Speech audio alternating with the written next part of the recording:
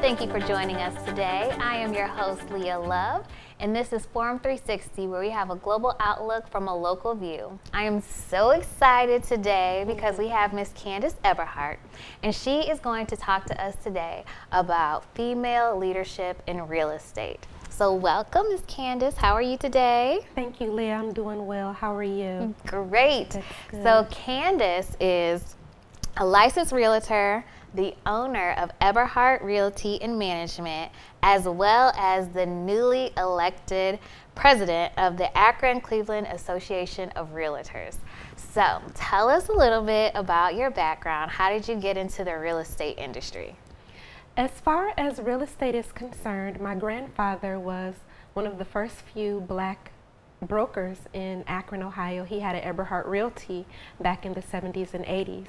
So on my Eberhardt side of the family, whenever we would have family gatherings and whatnot, real estate was the topic of discussion. He had two brothers. One owned a real estate company in Philadelphia and another in Michigan. So, you know, this is just a part of normal family conversation. And so I decided to get into real estate part-time just as a way to make more money. And it turned into a full career. It did. Okay. Now, so since you've been a realtor, what is the process if somebody wants to become a realtor? What is the process that they have to go through? So the process is relatively simple in order to get your real estate license. There are several real estate schools that you can attend within the state of Ohio, but the preferred school of real estate is Hondros.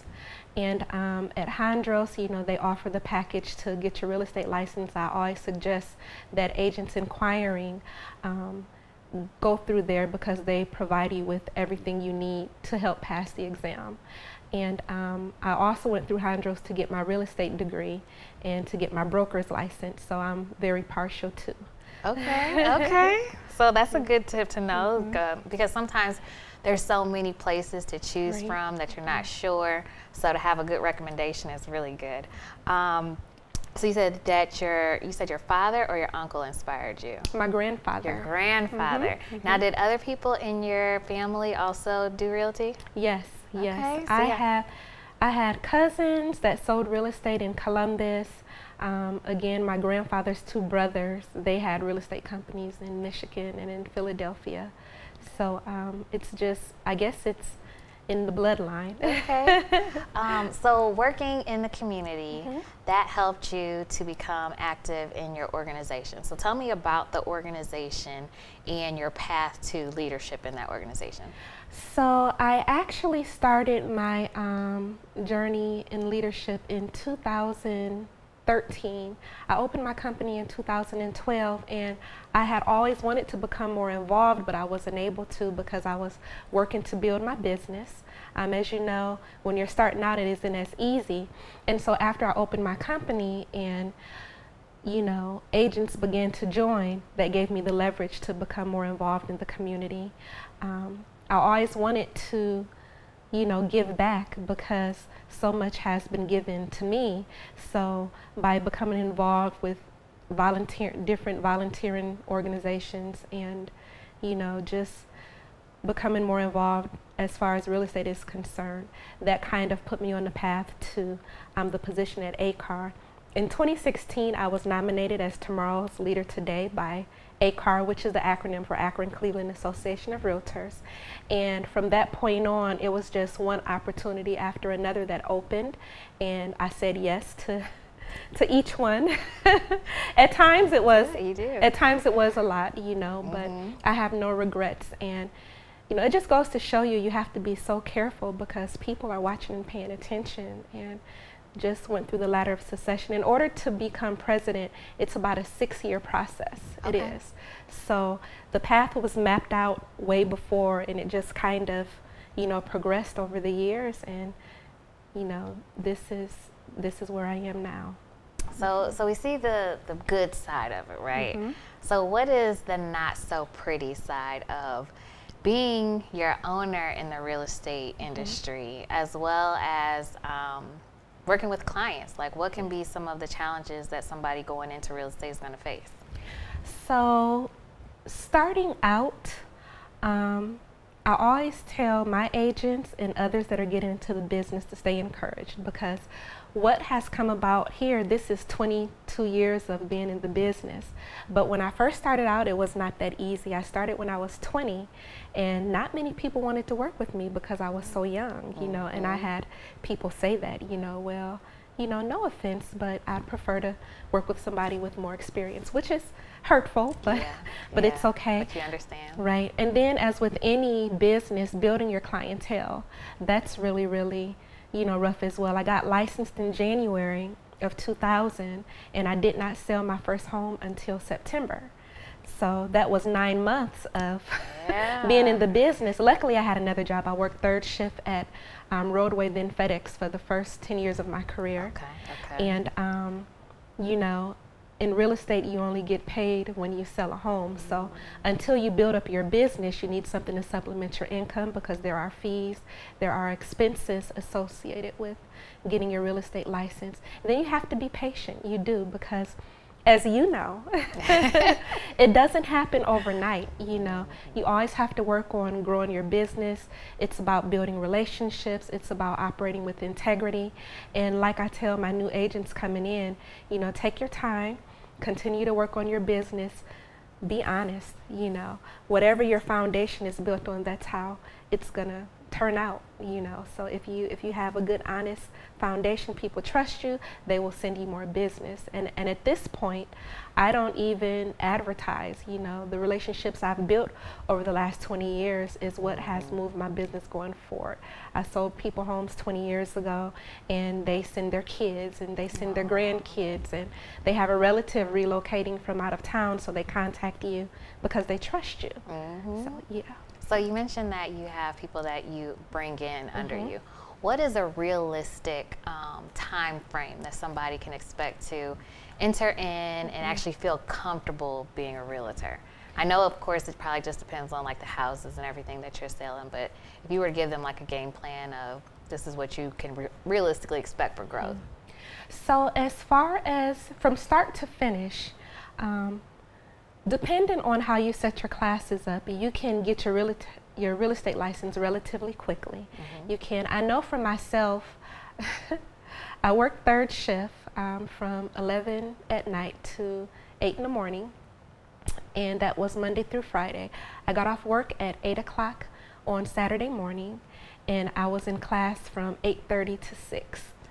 Saturday and Sunday, you know, and I did that for 2.5 months. Which was the classes, you know, I took those were the classes that were needed to get my license.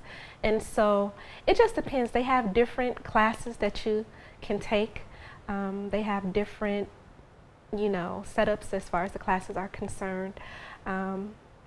So you just have, and as of 2017, they started the classes online. They didn't have that when I joined. So you can go at your own pace.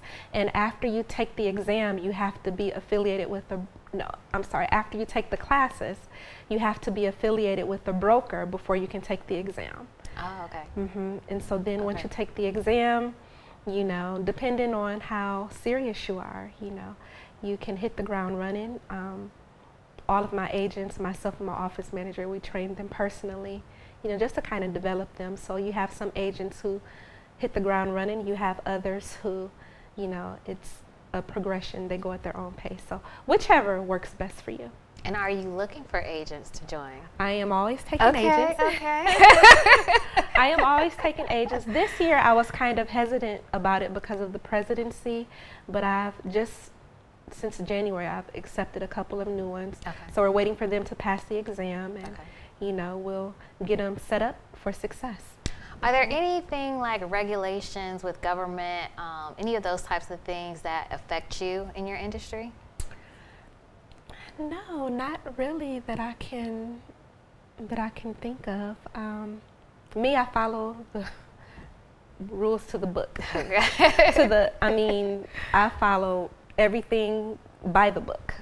So I've just adopted that mindset. you know, there are some things that come down the pipeline that can affect people get into the business. For instance, as of 2019, before you get your real estate license, you now have to pass a background, a fingerprint and background check through BCI. I'm sorry. Mm-hmm. So yeah, so that's something that's new, and that kind of. You said now they have to pass a fingerprint and background check. Okay. Mm-hmm. Whereas before they didn't have to do either one of those. No, they didn't have to do that before. Ohio was one of the few states where you did not have to pass a background check to get licensed, but now you do, and so that kind of put some people at a disadvantage because you had people who, you know, their background of yeah, what could. And before they're like, I can get into real estate and you know, and I can start fresh and build a career, and there are several people who have, but now you have to go through the background check, and if there's something wrong, you're allowed to go before the real estate commission, which is, it's like 5 judges on a panel, and you get to present your case, and they can determine whether or not you're allowed to move forward. So that's really about the only thing I've seen.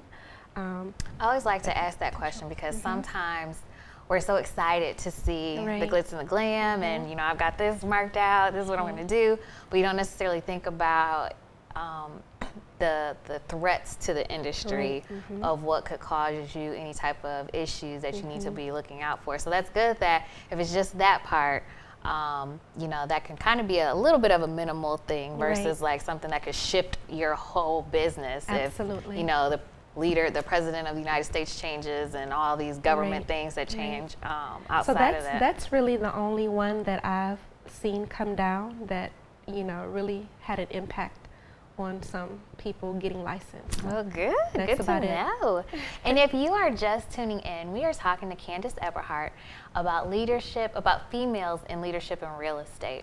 So let's get into some juicy stuff. Okay. So as far as home ownership and generating wealth, let's talk about from that perspective. Why is that important? I think it's very important because, you know, the majority of people outside of the African American population, when they're done with school, when they hit a certain age, they have things that are passed down to them. They have generational wealth, whether it's from insurance policies or real estate passed down, you know, or they're, you know, set up so that they can purchase their own home young without accruing a lot of debt.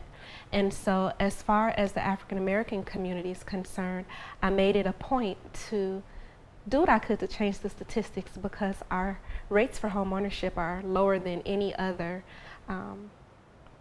racial group. So as far as white people are concerned, the home ownership in the United States is at 72%, followed by Asians, followed by Hispanics, and African Americans are at 42%. Okay. So I think you said 72 to 42? Yes. Okay. And so I'm very passionate about changing the numbers. The reason I feel the numbers are so low is because we're not as educated. So I pride myself on, you know, leaving my doors open for people who want to obtain real estate or become homeowners, but they're scared and don't have the information to do so. So there are a lot of people I've converted over the last 22 years who never thought they'd become homeowners for whatever reason. So I just think it's very important to get the information out there. All right, so let's walk through that process. They find a realtor. What are they looking for in a realtor? So I always recommend that any client coming in interview at least 3 different ones because, you know, you want to make sure you have the perfect fit for you and your family. Are there any specific questions they should be asking?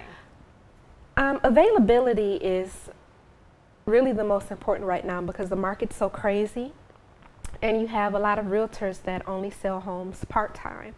So if they're part-time and you're actively looking, that may be a conflict of interest for you. So I recommend that you work with someone who not only comes highly recommended, but their availability, you know, works with your current schedule.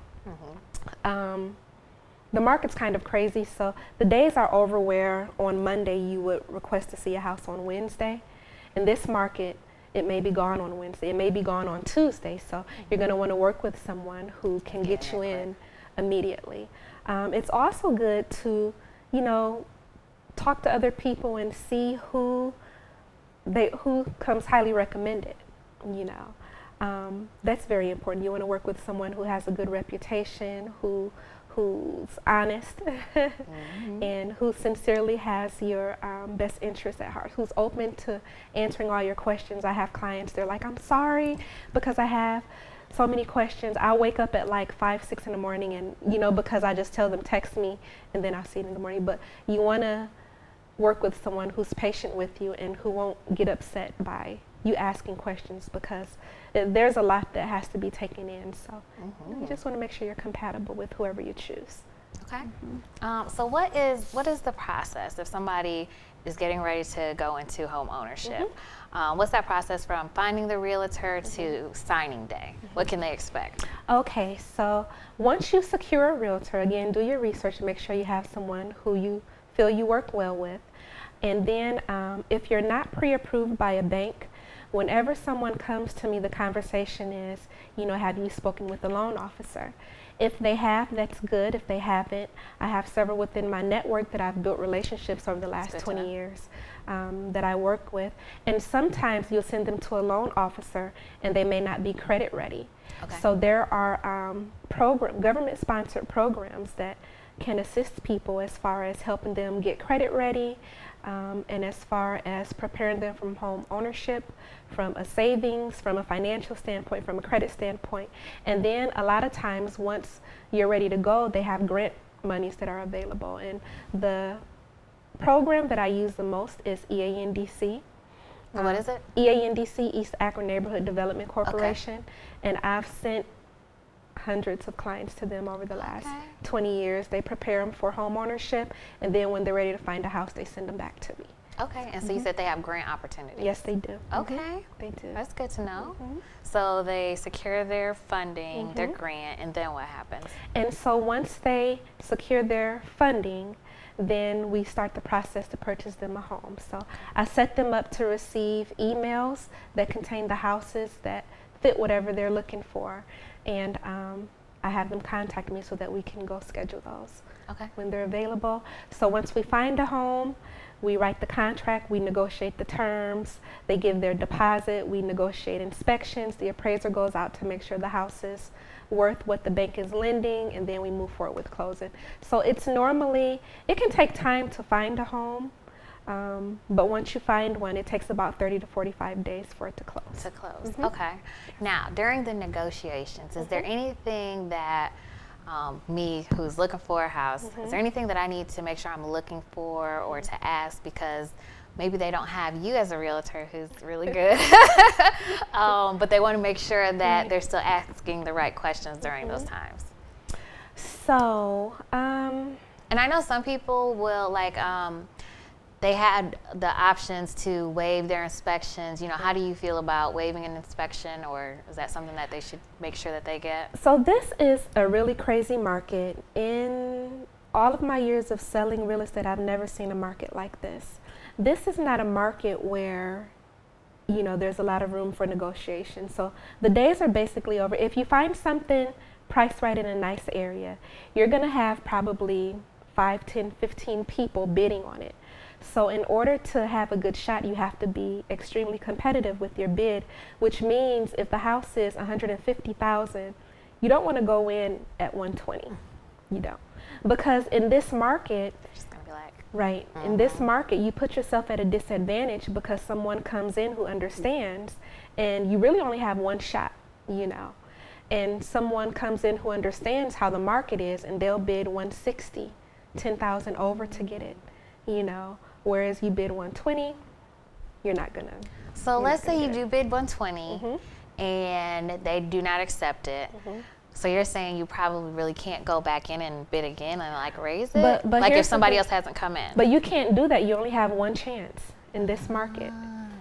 If you have a lot of bids, they're gonna go with the best bid. So if you bid $120 and the other bids are higher, you don't have a chance. I've seen a lot of strange things. I've had clients waive inspections, and every time that happens, it makes me extremely nervous. Why? Because anything could go wrong.